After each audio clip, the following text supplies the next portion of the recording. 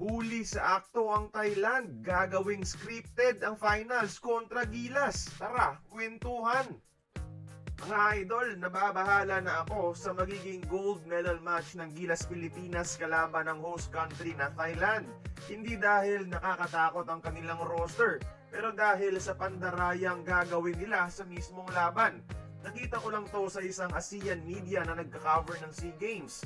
Di umano, nag-hold down ng meeting ang Thailand organizers sa mga referee kaninang umaga sa laban mamaya. Game pointers daw yung binigay pero walang public statement ang organizers kung ano ang laman ng meeting.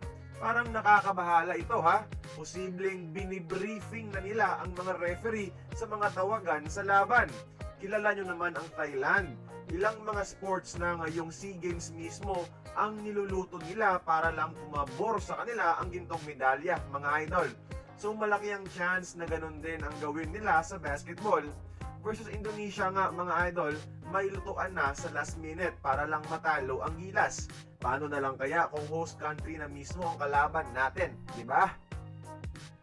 Pangit man, pero syempre ito ang kalakaran ng mga regional meets na ito. Wala tayong magagawa dyan. Pero tiyak, napaghahandaan naman ito ng ating Gilas Pilipinas. Mag-e-expect ang mga yan ng mga unfair officiating mga idol. Kaya sure akong higit pa sa 100% ang ibibigay nila sa gold medal match para tambakan ang Thailand maaga pa lang at hindi na padikitin ang laban nang hindi na magkaroon ang mga referee ng chance na ibigay sa host ang laro. Sabihin natin na bilang host may handicap privilege sila. So dapat ang goal ng Gilas lamangan na ng malaki. Ganyan din ang game plan ng mga Pinoy boxers natin ha. Kung pwedeng knockout na para hindi na umabot sa decision. At sabi nga ng commentator kahapon kontra Indonesia, parang si Sir Seb Sarmienta ata, wala na tayong magagawa sa tawagan, kasalanan ng Gilas sa kanilang carelessness na umabot pa sa ganitong punto. So sana less errors mamaya at sana kumonekta ulit tayo sa tres. Tayo ang hari ng Southeast Asian basketball and we should play that way.